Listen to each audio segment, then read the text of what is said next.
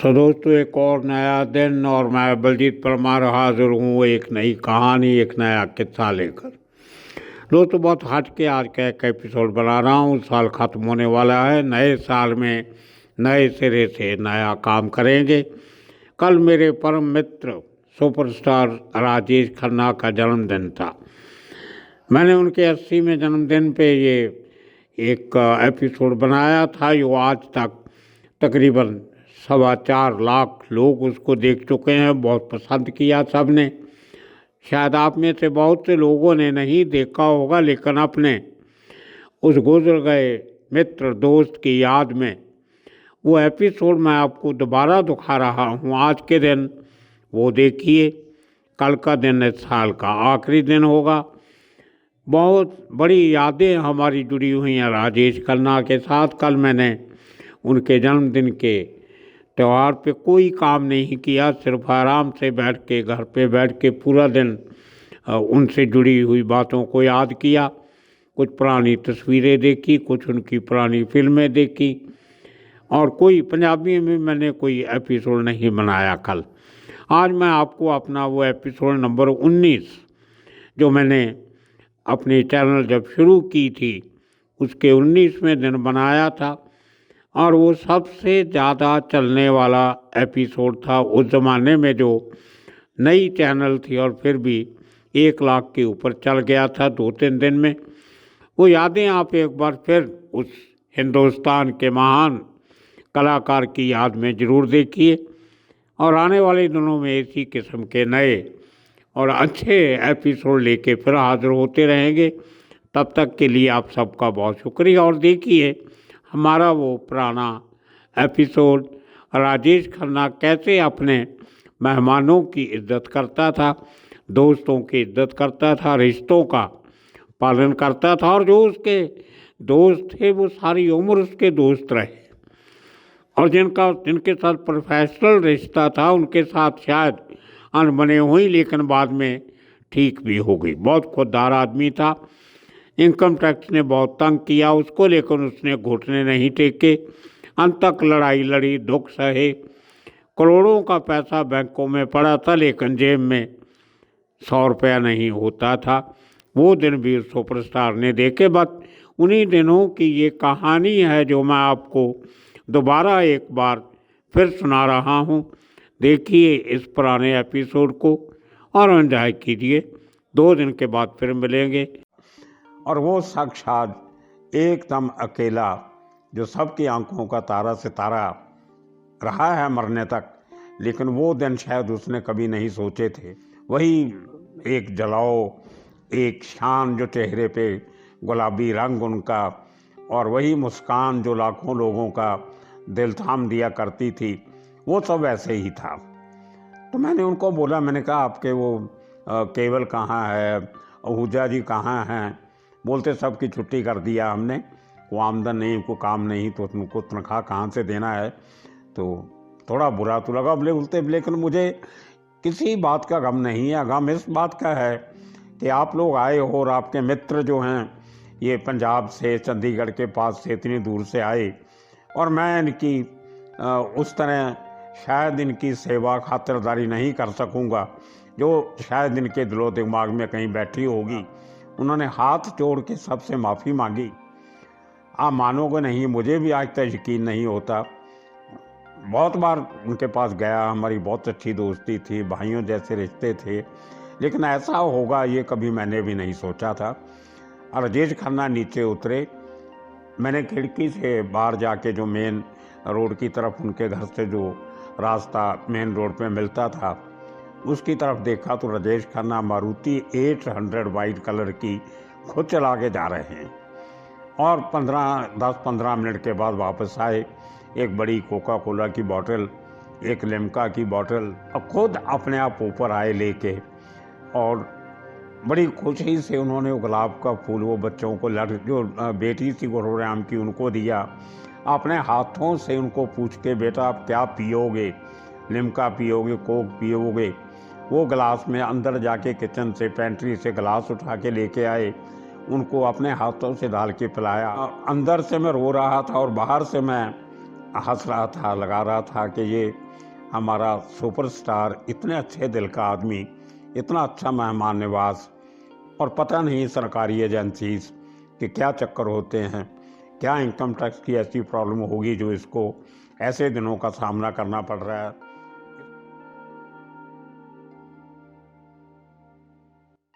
तो दोस्तों, एक और गुरुवार और एक और नई कहानी लेके आपके सामने मैं बलजीत परमार अपनी YouTube channel Baljeet Parmar for you को लेके आपके सामने हाजिर हूँ। अच्छा तो नहीं लगता हर बार आपको कहना कि आप इसको सब्सक्राइब कीजिए, लाइक कीजिए, कमेंट्स कीजिए, अपना व्यूज़ दीजिए, अपना व्यू पॉइंट्स दीजिए, अपने ख्यालात दीजिए, अच्छा बुरा जो भी आपको लगता है वो बताएंगे तो हमें एक मौका मिलेगा अपने आप को और सुधारने का, अच्छा करने का, और आपकी जो मापदंड है उसके ऊपर खरा उतरने का।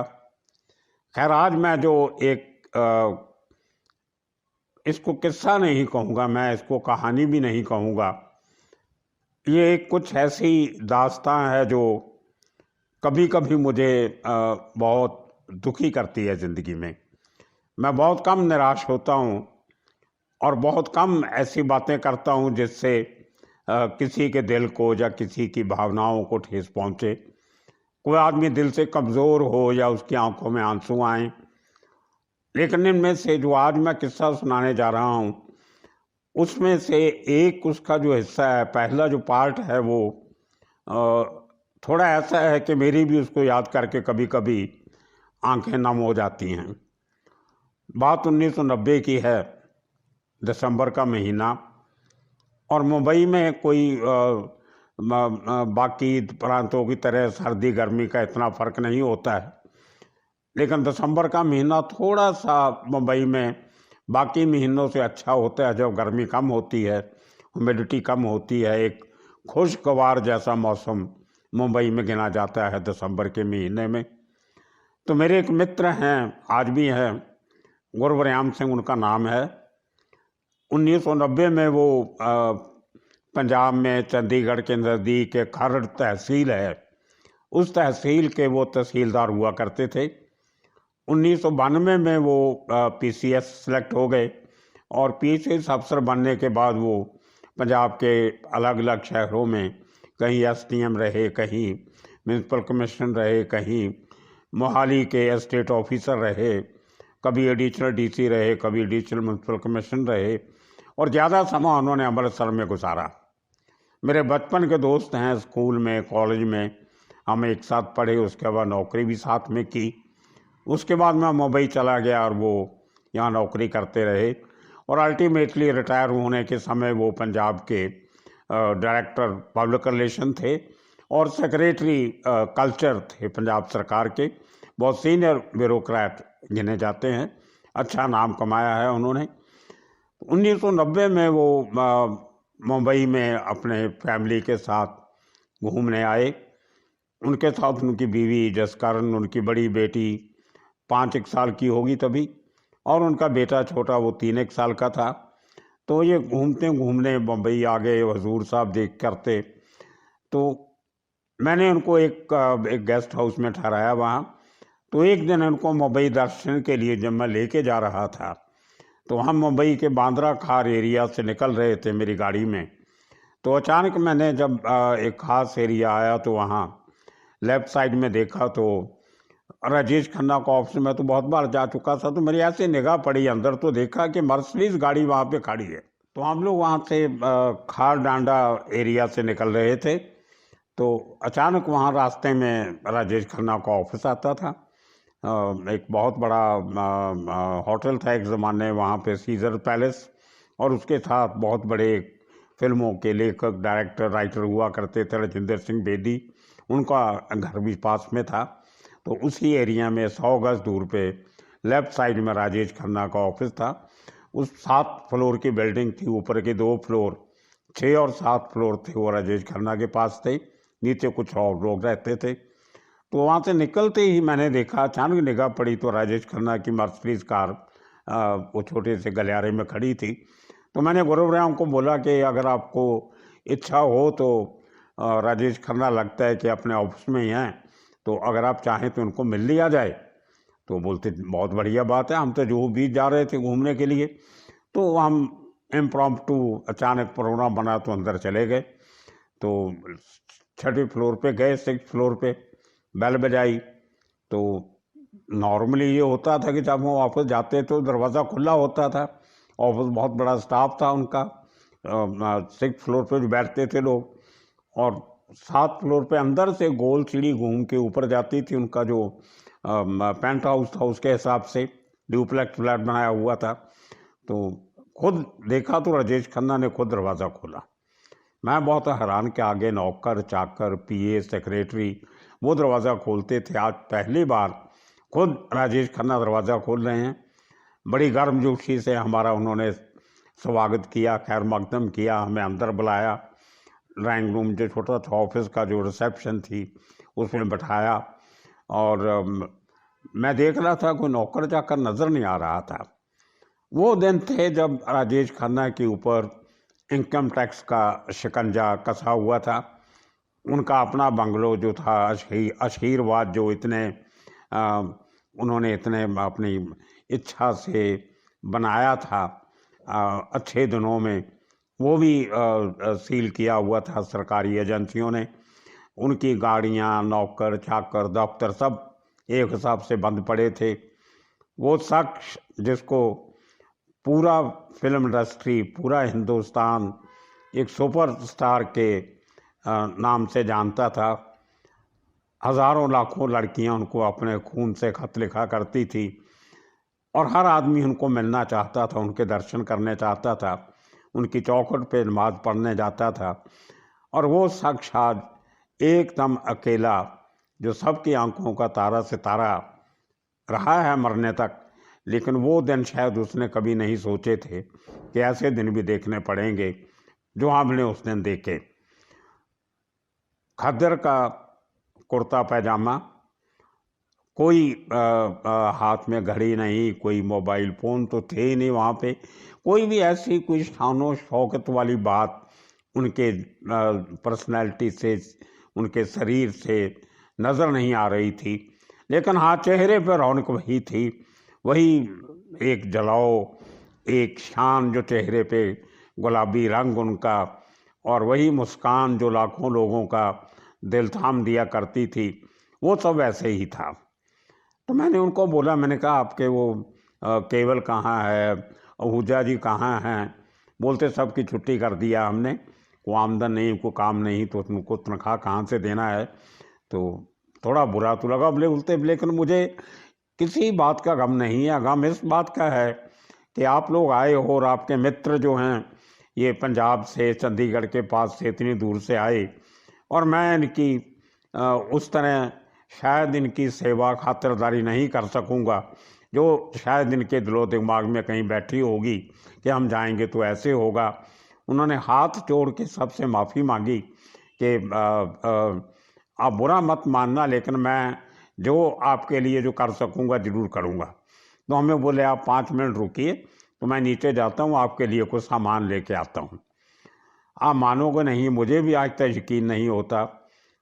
बहुत बार उनके पास गया, हमारी बहुत अच्छी दोस्ती थी, भाइयों जैसे रिश्ते थे, लेकिन ऐसा होगा ये कभी मैंने भी नहीं सोचा था।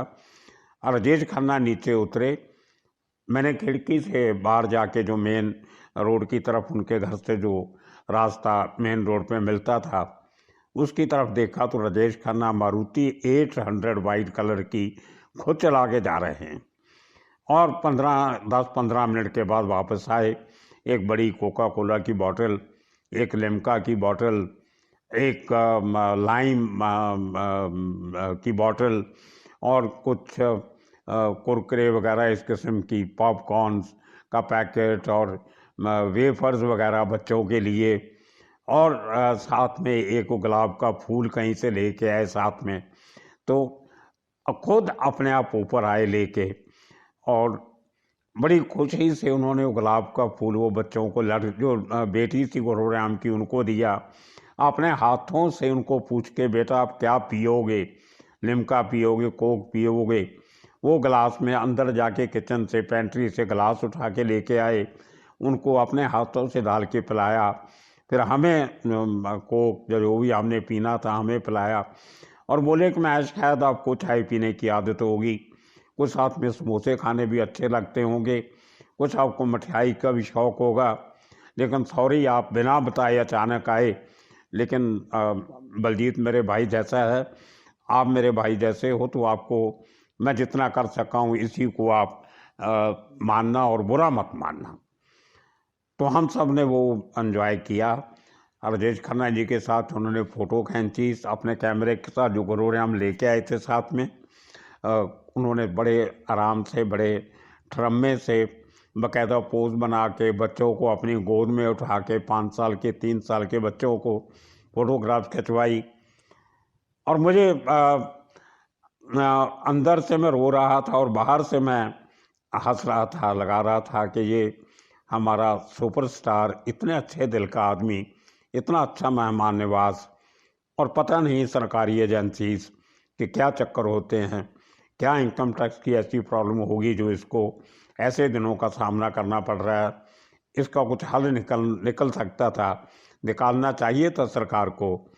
टैक्स की कोई गड़बड़ है, जो अकाउंटेंट्स रखे होते थे उनके हिसाब से बराबर नहीं है, तो उसकी सज़ा आप राजेश खन्ना को क्यों दे रहे हो। तो ये बात मुझे बहुत दिनों तक बहुत बुरी लगती रही। उसके बाद हम जब हमें आने का समय हुआ तो हमें नीचे तक छोड़ के हमारी गाड़ी तक हमें बिठा के फिर राजेश खन्ना वापस वही खद्दर का, मैं देख रहा हूँ उस आदमी की पीठ, खद्दर का कुर्ता पैजामा, जो आदमी एक ज़माने में हमेशा सिल्क के कपड़े पहना करते थे। सो दोस्तों, ये एक ऐसा मंजर था जो मैं नहीं देखना चाहता था, लेकिन एक हालात से या एक एक्सीडेंटली मुझे वो सब देखना पड़ा। फिर हम लोग आए, गाड़ी में बैठे, हम लोग जुहू बीच देखने के फिराक में थे। तो जुहू भी जाते जाते जाते अचानक एक जगह पे हम लोग रुके, एक दुकान पे चाय वाय पीने के लिए, रेस्टोरेंट में। तो गुरुग्राम ने कहा कि अब ये मीटिंग तो बहुत अच्छी रही, दिल पे बोझ भी है, तो ऐसे काम करते हैं, आप फ़ोन करके देखो अगर धर्मेंद्र पाजी के साथ कोई मुलाकात हो सके, उनके घर जाने का सबब बने तो मैंने उस रेस्टोरेंट से धर्मेंद्र के घर पे फ़ोन किया। वो कुदरती उस दिन घर पे थे, तो हमने कहा हम जुहू बीच जा रहे हैं, वहाँ से घूम के आपके घर पे आते हैं। बोलते नहीं, पहले आप मेरे घर पे आइए, यहाँ से फिर आप जुहू बीच जाइए, मैं आपका इंतज़ार करूँगा। आप मानोगे नहीं कि गुरुग्राम और उसकी फैमिली को इतना अच्छा लगा कि चंद लम्हा पहले हम सुपरस्टार राजेश खन्ना के घर पे बैठ के कोल्ड ड्रिंक पी रहे थे, और थोड़ी देर के बाद हमें तरम्पा जी के घर पे जाने का अवसर प्राप्त होने वाला था। तो हम उनके घर पे गए, और आप मानोगे नहीं कि जो बातें राजेश खन्ना ने कही थी कि वो हमारी सेवा किस तरीके से करना चाहते थे, वही सब कुछ हमें तरम्पा जी के घर पे मिला। वो डाइनिंग टेबल पे उन्होंने समोसे, गुलाब जामुन, रसगुल्ले, पकौड़े और मट्ठी वगैरह सब कुछ, और साथ में लकली उनकी बीवी प्रकाश बहन जी भी घर पे थी। तो ये लेडीज़ जो थी वो सोफ़ा पे बैठ गई, मैं गुरुग्राम और दोनों और तरम्पा जी हम लोग डाइनिंग टेबल पे बैठ गए। 2 घंटे हमने वहाँ पे जो बिताए। धर्मबाजी को उन दिनों में पोइट्री लिखने का शौक़ हुआ था, हिंदी में कविता लिखने का। तो 2 घंटे तक हमें पाजी अपनी पोइट्री सुनाते रहे, और वाकई बहुत अच्छी पोइट्री थी। हम ये नहीं कह सकते वो टाइम पास कर रहे थे, उसमें एक वज़न था, पोइट्री में एक बात थी। तो वो हमने वहाँ पे सोच रहे थे कि ये अगर समोसे और रसगुल्ले हमने कहीं राजेश खन्ना के अच्छे दिनों में वहाँ खा लिए होते, तो शायद हम यहाँ खाने से इनकार कर देते, कह देते कि नहीं जी हम तो वहाँ से खा के आए हैं, अब खाने की हिम्मत नहीं है। खैर 2 घंटे से ज़्यादा समय हमें वहाँ लगा।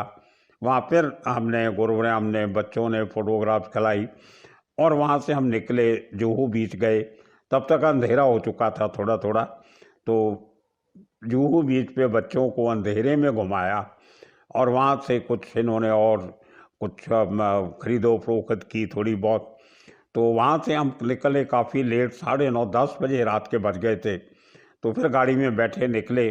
तो हॉलीडे इन में मैं काम करता था तभी, कर चुका था हॉलीडे इन में, तो काफ़ी जान पहचान थी उस समय। तो मैंने कहा चलो एक एक कॉफ़ी का कप हॉलीडे इन की कॉफ़ी शॉप में बैठ के पी के फिर घर वापस चलते हैं। तो हम लोग हॉलीडे इन चले गए, वहाँ पे हमने कॉफ़ी पी। वो बेचारे पुराने जो एम्प्लॉइज़ थे जो मुझे जानते थे, उन्होंने बिल भी नहीं लिया हमसे, वो कॉम्प्लीमेंट्री हमें उन्होंने कॉफ़ी पिलाई हमें। वहाँ से वापस आ रहे थे तो एक जगह ऐसी है जुहू में कॉर्नर पे जहाँ राज बब्बर का घर है। तो आते आते वहाँ भी हमने देख लिया कि उनके घर की बत्तियाँ जल रही थी, फर्स्ट फ्लोर की भी ग्राउंड फ्लोर की भी, बेंगलोर राज बब्बर का कॉर्नर पे। तो मैंने ऐसे ही उनको पूछा कि अगर आपकी इच्छा हो तो एक रिस्क लेके देखते हैं, अगर राज बब्बर घर पे हैं तो इनको मिल लेते हैं। बोलते बहुत बढ़िया बात है, वो तो हमारी बरादरी के हैं, हमारी कुछ दूर से कुछ रिश्तेदारी भी है उनसे, लेकिन मिले कभी नहीं। मैं क्या चलो ये तो अच्छी बात है, इसी बहाने उनको मिल लेते हैं। तो हम गए तो राज बब्बर के छोटे भाई कुक्कू ने दरवाज़ा खोला, बोला हाँ भाई साहब घर पे हैं आइए। हम बैठे, राज बब्बर जी आए, बातचीत हुई। बोलते कहाँ जा रहे हो? हम बोला घर जा रहे हैं अभी। बोलते ये घर जाने का टाइम है क्या? ये तो अभी 10 बज गए रात के, तो खाना खा के जाना आप, हम भी खाना खाने वाले हैं। तो उन्होंने ज़बरदस्ती हमें खाने के टेबल पे बैठा लिया। उनकी वाइफ नादरा, उनका बेटा, उनकी बेटी, साथ में कुक्कू और हम सब लोग बैठ के वहाँ खाना खाने बैठे। जो बातें चली फिल्म इंडस्ट्री की, ज़िंदगी की, पॉलिटिक्स की, लिटरेचर की, थिएटर की, आर्ट्स की, पंजाबी की, पंजाब की, जहाँ जहाँ हमारे पुराने रिश्ते थे। और रात के आप मानोगे नहीं 1:30 बजे तक हम रात के राज बब्बर के घर पे बैठे रहे। बच्चे दोनों सो गए, हमें नींद कहाँ। ऐसे दिन ज़िंदगी में कभी नहीं भूलते।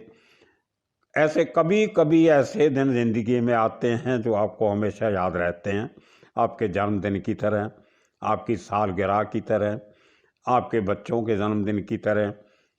और कुछ वैसे ख़ास दिन होते हैं, आज़ादी का दिन या किसी बड़ी शख्सियत के पैदा होने का दिन, कोई त्यौहार का दिन। वो दिन मेरे लिए कुछ इसी किस्म का था जिस दिन मैंने राजेश खन्ना के साथ कुछ पल गुजारे। उसके बाद धर्म भाजी के साथ इतना अच्छा समय बिताया। उसके बाद इतनी देर तक रात तक राज बब्बर के उसके परिवार के साथ। तो मुझे कभी लगता है कि शायद ये नसीब वाले लोगों को ही अच्छे लोगों के साथ बैठने उठने का नसीब मिलता है, अच्छे दिन मिलते हैं, और वो दिन आपके लिए यादगारी दिन बन के रह जाते हैं।